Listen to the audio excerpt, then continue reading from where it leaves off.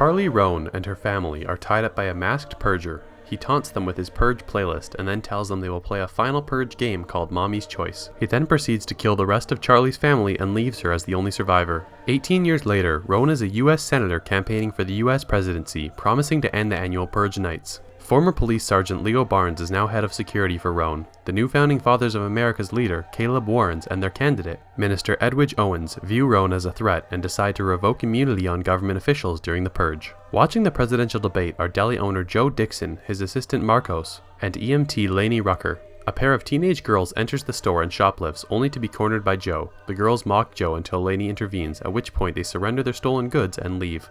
Joe later receives a phone call stating that his insurance premiums for Purge coverage have been raised beyond his affordability. Joe decides to guard his store himself, despite Marcos and Lainey's pleas not to.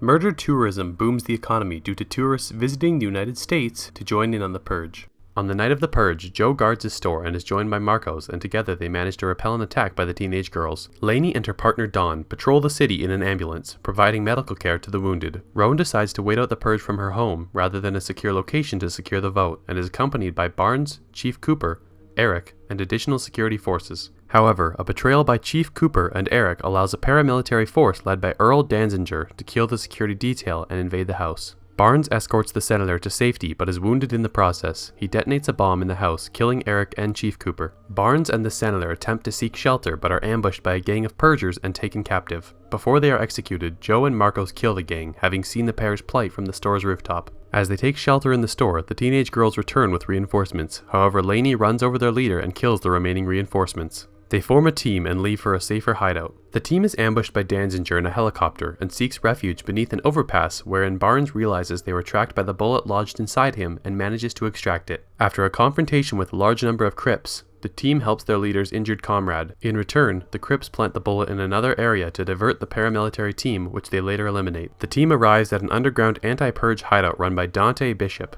Barnes discovers that Bishop's group intends to assassinate Owens in an effort to end the Purge. A large group of paramilitary forces arrives at the hideout looking for Bishop. Barnes and Roan escape back to the streets and meet Joe, Marcus, and Lainey, who had left the hideout earlier to return to Joe's store. While fleeing the city, the ambulance is hit by Danzinger's team. Roan is pulled from the van by the soldiers before Barnes can assist. He leads the group and Bishop's team to a fortified cathedral where the NFFA plans to sacrifice her. Before Roan can be killed by the NFFA, the group arrives and assassinates Warrens, causing a shootout that kills the entire congregation except Owens and another NFFA loyalist, Harmon James, who escape. Owens is caught by Bishop's group, who still intends to kill him, but Roan manages to persuade them to spare him. The remaining paramilitary forces arrive, killing Bishop and his team. Danzinger and Barnes engage in a melee which ends with Danzinger's death. As Roan and the team free the imprisoned Purge victims, James emerges and kills a released prisoner. Joe shoots him but is fatally wounded. Before dying, Joe asks Marcos to take care of his store. 2 months later, Roan wins the election in a landslide, while Barnes is appointed the new director of the Secret Service. Marcos and Lainey renovates Joe's store and continue to run it in his memory.